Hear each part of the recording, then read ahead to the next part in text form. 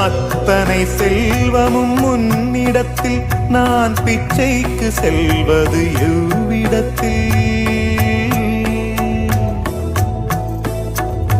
அத்தனை செல்வமும் உன்னிடத்தில் நான் பிச்சைக்கு செல்வது எவ்விடத்தில்? வெறும் பாத்திரம் உள்ளது என்னிடத்தில், அதன் சூத்திரமோ அது உன்னிடத்தில்.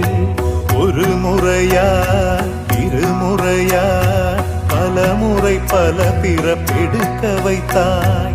புதுவினையா பழவினையா கணம் கணம் தினம் என்னை துடிக்க வைத்தாய். பொருளுக்கு அலைந்திடும் பொருளற்ற வாழ்க்கையும் துரத்துதே. உன் அருள் அருள் அருள் என்று அலைகின்ற மனம் இன்று